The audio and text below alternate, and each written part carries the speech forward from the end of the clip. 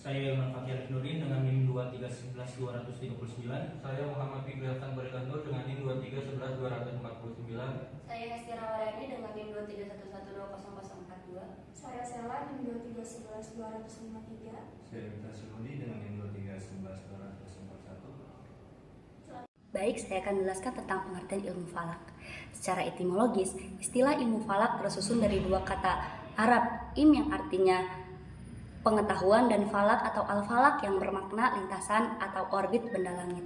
Secara bahasa, ilmu falak dapat dipahami sebagai ilmu yang menelaah garis edar bintang, planet, dan benda langit lainnya beserta keteraturannya. Dalam pengertian terminologis, para ulama mendefinisikan ilmu falak sebagai ilmu yang mempelajari gerak dan posisi benda-benda langit, matahari, bulan, bintang, planet, dan satelit untuk mengetahui kedudukannya serta peredarannya secara akurat.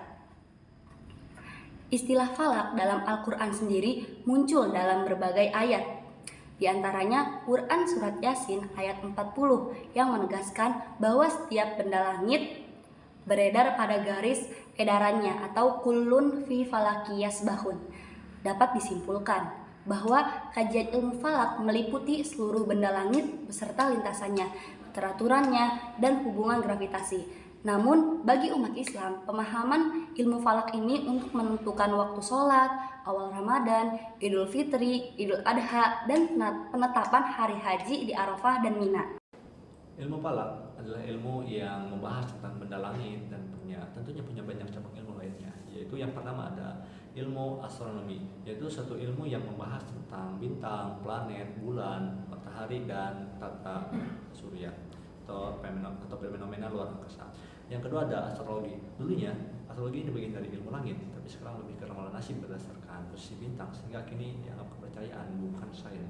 Yang ketiga ada astrofisika, yaitu yang menjelaskan sifat fisik benda langit seperti suhu, energi, dan proses dalam bintang dengan hukum fisika.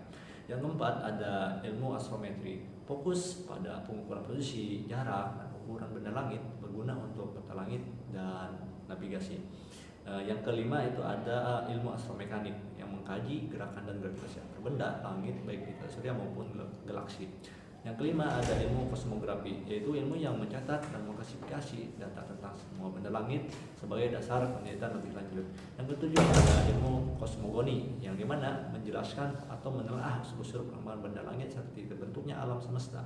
Yang kedelapan ada ilmu kosmologi, yaitu ilmu yang membahas dengan secara keseluruhan bentuk, susunan, hukum, dan sifat alam semesta. Yang kesembilan ada ilmu hisab, yaitu ilmu falak dalam Islam yang menghitung posisi benda langit, penentuan waktu sholat, awal bulan hijriah, dan arah kiblat. Yang kesepuluh ada ilmu mikot, yaitu cabang yang menghubungkan dengan penentuan waktu tertentu untuk ibadah. Kemudian yang 11 ada ilmu hay'ah, yaitu ilmu yang mempelajari peredaran benda langit, rotasi, revolusi, serta fenomena siang malam, musim, dan pergantian tahun. Baik, di sini saya akan menjelaskan tentang ilmu falak dalam Al-Quran. Al-Quran sebagai kitab suci umat Islam tidak hanya berfungsi sebagai pedoman hidup, tetapi juga memberikan isyarat ilmiah tentang fenomena alam, termasuk peredaran benda-benda langit yang menjadi dasar ilmu falak. Allah menegaskan bahwa penciptaan matahari, bulan, dan bintang bukan hanya sebagai tanda kekuasaannya, tetapi juga berfungsi praktis bagi kehidupan manusia, khususnya dalam hal perhitungan waktu dan perhitungan ibadah.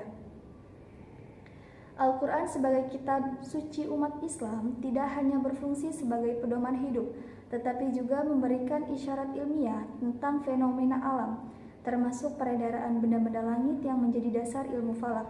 Allah menegaskan bahwa penciptaan matahari, bulan, dan bintang bukan hanya sebagai tanda kekuasaannya, tetapi juga berfungsi praktis bagi kehidupan manusia, khususnya dalam hal perhitungan waktu dan penentuan ibadah.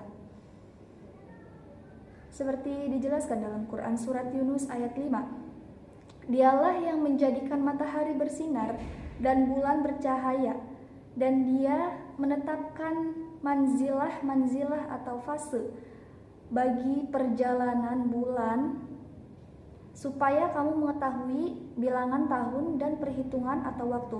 Allah tidak menciptakan itu, melainkan dengan benar Dia menjelaskan tanda-tanda kebesarannya bagi kaum yang mengetahui.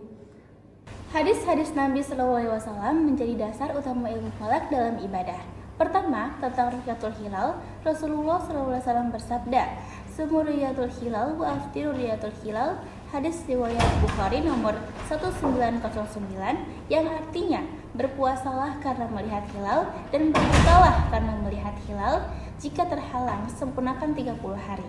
Hadis ini menegaskan bahwa awal Ramadan dan Syawal ditentukan dengan pengamatan bulan sabit. Kedua, tentang waktu sholat, beliau bersabda, "Aqimus sholata ala hisabi syamsi wa dhilli." Sunan Abu Dawud nomor 393, yang artinya dirikanlah sholat berdasarkan perhitungan matahari dan bayangan. Ini menunjukkan bahwa tanda-tanda alam seperti terbit, tergelincir, dan terbenamnya matahari menjadi pedoman waktu sholat. Hadis ini menunjukkan bahwa fenomena alam juga menjadi momen untuk mengingat kebesaran Allah Subhanahu wa Ta'ala. Kesimpulannya, hadis-hadis ini menjelaskan bahwa ilmu falak bukan hanya pengetahuan, akan tetapi astronomi ini sarana ibadah agar umat Islam berpuasa, sholat, dan beribadah tepat sesuai tuntunan syariat. Baik, materi yang selanjutnya yaitu manfaat dari ilmu falak. Yang pertama yaitu ada waktu sholat. Menentukan 5 waktu sholat berdasarkan posisi matahari. Yang kedua yaitu ada awal bulan Hijriah. Menentukan Ramadan, Idul Fitri, Idul Adha melalui ruqyat dan hisab. Yang ketiga yaitu ada arah kiblat. Menentukan arah sholat ke Ka'bah secara tepat. Yang keempat yaitu ada ibadah haji. Menentukan hari wukuf di Arafah, Idul Adha, dan manasik. Yang kelima yaitu ada sholat gerhana. Menentukan waktu gerhana matahari dan bulan untuk melaksanakan sholat sunnah. Yang keenam ada ilmu dan teknologi. Menghubungkan agama dengan astronomi modern. Yang ketujuh yaitu ada kemandirian umat.